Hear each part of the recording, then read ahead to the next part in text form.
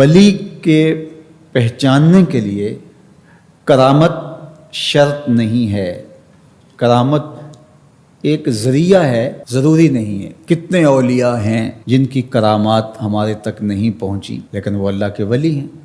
سب سے بڑے ولی اس امت کے صحابہ تھے، ان میں سے کتنے کی کرامات ہمارے پاس پہنچی ہیں لیکن ہم انہیں اللہ کا ولی مانتے ہیں۔ تو یہ کوئی شرط نہیں ہے، شرط ایمان اور تقوی ہے، اور باقی احادیث میں مختلف ان کی علامتیں بتائی گئی ہیں۔ الذین اذا رأوا ذکر اللہ، ایمان اور تقوی سے متصف بندگان خدا کی ایک علامت یہ ہے جب تم ان کی صحبت میں بیٹھو تمہیں خدا یاد آ جائے، اللہ کی یاد آنے لگے۔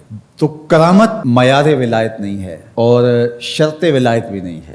تھوک کے حساب سے مارکیٹ میں بہت سارے لوگوں کی جعلی کرامات موجود ہیں، تو اولیاء کے لیے ہم عقیدت اور محبت کے جذبات رکھتے ہیں تو پھر مارکیٹ میں 2 نمبر بھی اس کا آئے گا۔ اور ہمیں پتہ ہے غذائی اجناس سے لے کر کے ادویات تک اور دیگر ضروریات زندگی تک کہ اصل کیا ہے اور نقل کیا ہے، تو ہمیں اس میں بھی غور و فکر کرنا چاہیے کہ اصل کیا ہے اور نقل کیا ہے، نہ یہ کہ ہم چند بدطینت لوگوں کی وجہ سے حقیقت کا انکار کر دیں۔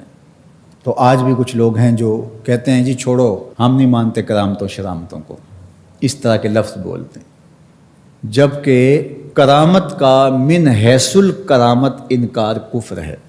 اگر کوئی کہے میں کرامت کو ہی نہیں مانتا تو یہ کفر ہے۔ وہ کرامتیں جن کا بیان قرآن مجید میں موجود ہے، جس طرح آصف بن برخیہ کا تخت بلقیس لانا، حضرت مریم سلام اللہ علیہا کے حجرے میں بے موسم پھلوں کا آنا، اصحاب کہف کا 300 سے زائد سال کا عرصہ سوئے رہنا کھائے پیے بغیر، اور رب ان کی کروٹیں بھی بدلتا رہا، یہ قرآن میں مذکور ہے۔ تو اس کا انکار بھی کفر ہے، قرآن کا انکار لازم آتا ہے۔ اگر کسی کرامت کا بیان حدیث سے متواتر میں ہو تو اس کا انکار بھی کفر ہے، لیکن ایسی کوئی کرامت نہیں جس کا ذکر حدیث متواتر میں ہو۔ البتہ احادیث مشہورہ اور احادیث احاد میں کرامات کا بیان موجود ہے، تو ان کا انکار بھی گمراہی ہے۔ جس طرح وہ 3 لوگ جو غار میں پھنس گئے تھے، انہوں نے پھر دعائیں کی اور پتھر ہٹا۔ جریج کا واقعہ موجود ہے، صحابہ کی کرامات موجود ہیں، حضرت عمر کے رکے سے دریائے نیل کا چلنا، اس طرح جو مسلمہ بزرگ ہیں ان کی کرامات کا انکار کرنا محرومی ہے۔ لیکن یہ بات بھی ذہن میں رکھے کہ کرامت اللہ کی طرف سے بندے کو دی جانے والی ایک عزت ہے، لیکن ولی کی زندگی کا مقصود رضائے الہی کی طلب ہے، کرامتوں کی طلب نہیں۔ لیکن عمومی طور پہ ہمارے اسٹیجوں کے اوپر اولیاء کے حوالے سے جو بات کی جاتی ہے، بس آپ سننے کے لیے بیٹھے ہیں اور خطیب صاحب نے کان پہ ہاتھ دھرا اور 2-4 کرامتیں سنائیں اور چلے گئے، معیار بتایا ہی نہ، جس کے نتیجے کے اندر بہت سارے عوام اس سے غافل ہوتے ہیں۔ میں اللہ کا شکر ادا کرتا ہوں کہ ہم نے ہمیشہ اس بات کا التزام کیا ہے کہ لوگوں کے سامنے پوری تصویر رکھیں، کیونکہ مجھے اس بات کا احساس ہے کہ آپ لوگ کتنی محنت کر کے کہاں کہاں سے چل کے آتے ہیں۔ پوری دنیا میں ہم جہاں گئے ہیں، ہمارے سامنے جو لوگ آ کے بیٹھتے ہیں زیادہ تر طبقہ باشعور لوگوں کا ہوتا ہے، تو پھر ہماری ذمہ داریاں اور زیادہ بڑھ جاتی ہیں کہ ہم جو ہے وہ ان کے سامنے وہ بات کریں جو بات کرنی چاہیے۔ اس منبر سے آپ کو وہ چیز نہیں ملے گی جو عوام کی ڈیمانڈ ہوگی، وہ چیز ملے گی جو عوام کی حقیقی ضرورت ہوگی۔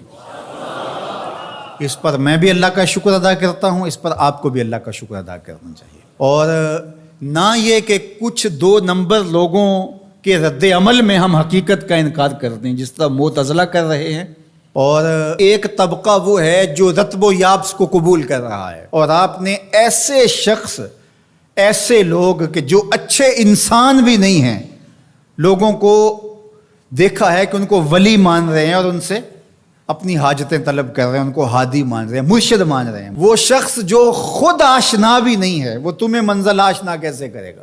میں کتنے لوگوں کو جانتا ہوں جن کو فہم دین ہی میسر نہیں ہے. یہ میں ان لوگوں کی بات نہیں کر رہا جو منہ دراز ہیں اور بالکل ننگ دھڑنگ ہیں، ان کی بات نہیں کر رہا.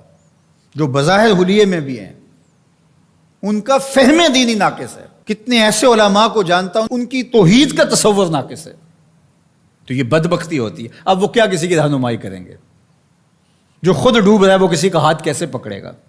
لیکن عوام ظاہر ہے ان کے گرد آئے اور ان کا کاروبار چمک رہا ہے، اور کرامتیں ہیں کہ تھوک کے حساب سے بنتی ہیں، اور پھر اس کی مارکیٹنگ کرنے والے بھی ہوتے ہیں، اور پھر اسی بنیاد پر ہی جو ہے وہ ان کا سارا سلسلہ چلتا ہے. اللہ کے ولی یہ نہیں چاہتے کہ ہماری کرامات ظاہر ہوں اور لوگ ہماری طرف لپکیں ہماری کرامت کی وجہ سے. یہ نہیں ہے. الکرامات حیض الرجال، جس طرح عورتیں ایام مخصوصہ کو چھپاتی ہیں، اللہ کے ولی بھی چھپاتے ہیں. وہ نہیں چاہتے کہ ہم اس حوالے سے جو ہے وہ پہچانے جائیں. باقی دور موجود کے اندر کسی صالح متقی شخص کی کوئی ایسی بات سامنے آئے تو شریعت کے میزان پہ پرکھا جائے. اگر وہ شریعت سے متصادم نہیں ہے تو مان لینے میں کوئی حرج نہیں ہے. لیکن اگر کسی کی سمجھ میں نہیں بھی آتا تو فرق نہیں پڑتا. لیکن کسی ولی سے کوئی دشمنی نہ رکھے. جو کسی ولی سے دشمنی رکھے تو اللہ فرماتا اس کا میرے ساتھ اعلان جنگ ہے، تو وہ پھر شخص محروم کر دیا جاتا ہے.